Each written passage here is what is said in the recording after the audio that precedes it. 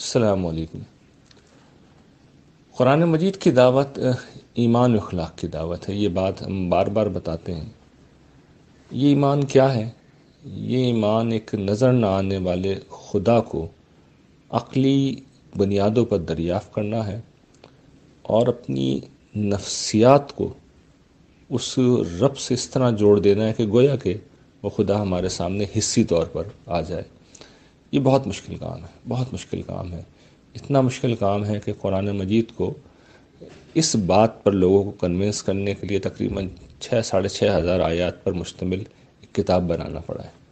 قرآن مجید یہی کام کرتا ہے۔ بدقسمتی سے ہم اس دعوت کو نہیں سمجھتے۔ ہم ایمان کو یا تو اپنے فرقے کا ایمان سمجھتے ہیں، یا جو اس وقت معاشرے میں افراط و تفریط پایا جاتا ہے کہ کوئی ایمان کو کچھ سطحی جو ظاہری دینداری کی چیزیں ہیں اس کو عنوان سمجھتا ہے، کوئی سیاسی انقلابی جدوجہد کو ایمان سمجھتا ہے، کوئی متصوفانہ رنگ ڈھنگ اختیار کر لینے کو ایمان سمجھتا ہے۔ اس میں سے کوئی چیز بھی ایمان نہیں ہے۔ ایمان وہی ہے، بخدا میں سچ کہہ رہا ہوں، آپ قرآن مجید میں پڑھ کے دیکھ لیں، ایمان وہی ہے۔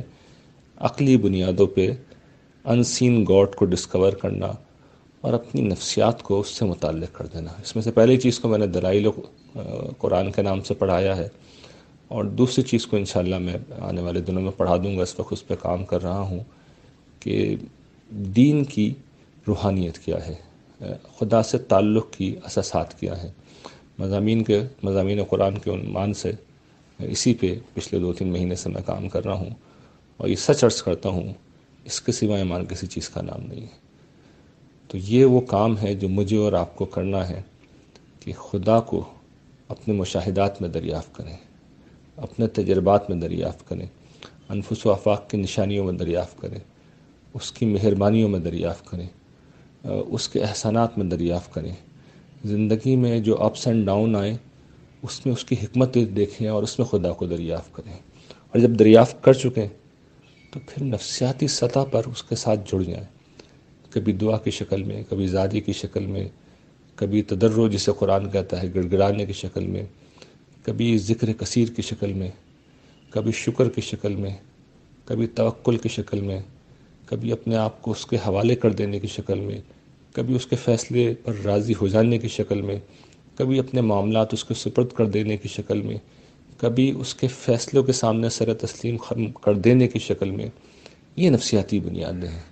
اس سے ان سب سے انسان خدا سے جڑتا ہے، اور اسی کی پھر ایک شکل وہ ہوتی ہے جس میں انسان رکوع سجود کرتا ہے، عبادت کرتا ہے، نماز پڑھتا ہے، روزہ رکھتا ہے، اپنا مال اللہ کے بندوں پہ خرچ کرتا ہے، اور پھر زندگی میں ہمت کر کے اس کی گھر بھی جاتا ہے، اور اس چیز کا اعلان کرتا ہے کہ کبھی موقع ہوا تو اس کے لیے میں جد و جہد کروں گا، شیطان سے لڑوں گا، اور اس راہ میں اپنی جان تک دے دوں گا۔ تو یہ ایمان ہے۔ یہ ایمان سردست قرآن مجید میں ہی پایا جاتا ہے، نہ مجھ میں پایا جاتا ہے، اور شاید آپ میں سے بیشتر لوگوں میں بھی نہیں پایا جاتا ہے۔ لیکن یہ ایمان ہے جو ہمیں پیدا کرنا ہے۔ جنت اس کا بدلہ ہے، جنت اسی کا بدلہ ہے۔ اس کے علاوہ ہر دوسری چیز کے بارے میں اللہ تعالیٰ یہ پوچھیں گے کہ یہ کیا لے کے آئے ہو، یہ وہ نہیں ہے جو میں نے کہا تھا۔ تو ہم سب کو اس ایمان کو سیکھنا چاہیے۔